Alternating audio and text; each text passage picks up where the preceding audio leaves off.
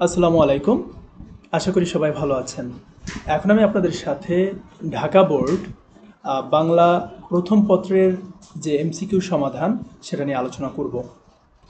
১ number, কুহেলি শব্দের অর্থ কি? কুয়াশা। ২, ২ এর অ্যান্সার হচ্ছে ১, ২ এবং ৩, নবজাগরণ, সংগ্রামশীলতা, ইতিহাস, মনস্কতা। এখানে নবজাগরণ এবং সংগ্রামশীলতা অনেকে অ্যান্সার দিতে পারে, কিন্তু এই লাইনটার সাথে ইতিহাস মনস্কতাও কানেক্টেড। নাম্বার ৩, উদ্দীপকে প্রতিফলিত চেতনা ব্যক্ত হয়েছে নিচের কোন চরণে? রক্ত জবার মতো প্রতিরোধের উচ্চারণ কবিতা এই লাইনটিতে। এদেশের বুকে 18কে নেমে আসতে বলা হয়েছে কেন? এ বয়স সাহসী, দুর্বার, গতিসম্পন্ন ও কল্যাণব্রতী এই জন্য। 18 বছর বয়সের ধর্ম মহান মন্ত্রে উজ্জীবিত হওয়া। এই মহান মন্ত্রের বাহন কোনটি? আত্মত্যাগ। তারপরে ৬, ঘাতকের অশুভ আস্তানায় মানুষের অবস্থা ছিল কেউ মরা, কেউ আধমরা, কেউ জেদি, বিপ্লবে ফেটে পড়া। তিনোটাই, অর্থাৎ কারেক্ট অ্যান্সার হচ্ছে তিনোটাই, ১, ২ এবং ৩। মীর জাফরের প্রকৃত নাম মীর জাফর আলী খাঁ, বাংলাদেশের জাতীয় কবি কাজী নজরুল ইসলাম। কিন্তু আমরা তার কথা বুঝলাম না। আমার পথ প্রবন্ধে কার সম্পর্কে আলোচ্য কথাটি বলা হয়েছে? মহাত্মা গান্ধী। কন্যার রূপগুণের বর্ণনায় বিনুদাদা বলেছিলেন, মন্দ নহে খাঁটি সোনা বটে।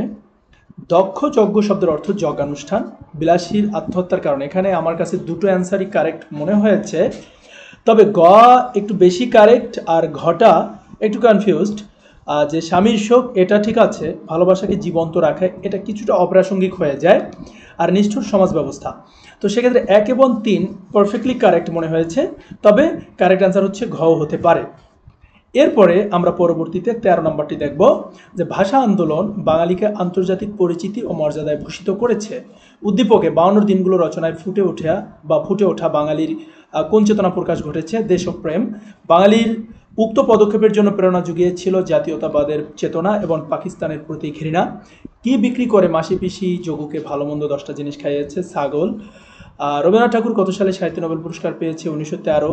কমলবন শব্দটিকে কবি ফেব্রুয়ারি ১৯৬৯ কবিতায় কি হিসাবে ব্যবহার করেছেন? প্রতীকী অর্থে। খাজানজি শব্দের অর্থ কোন ব্যক্তিকে বোঝানো হয়? কোষাধ্যক্ষ।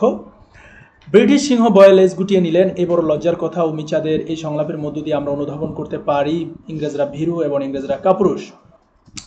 উদ্দীপকে হোসেন মিয়া ও লালসালু উপন্যাসে মসজিদ উভয় ক্ষেত্রে প্রযোজ্য নয়। সরলতা। লালসালু উপন্যাসে মসজিদের মতো হোসেন মিয়া ও ভাগ্যান্বেষী, সচ্ছল এবং সফল। এরপরে আমরা ২২ নাম্বার হচ্ছে আক্কাস মোহাম্মদনগর গ্রামে কি প্রতিষ্ঠা করতে চাই? স্কুল। ওপরের হাত সবসময় নিচের হাতের থেকে শ্রেষ্ঠ, কথাটি কে বলেছেন? ইসলামের নবী। তারপরে উদ্দীপকের সঙ্গে রেইনকোট গল্পের সাদৃশ্যের বিষয়টা গ্রেনেড ছোড়া এবং হচ্ছে মুক্তিযুদ্ধের সময়, এই দুইটাই। তারপর হচ্ছে উদ্দীপকের কোন বিষয়টিতে রেইনকোট গল্পের মিল পাওয়া যায়? ক্র্যাকডাউন, রাতে ট্যাঙ্কারের হুঙ্কার। তারপরে মানবিক বৃত্তি বলতে কি বুঝি আমরা?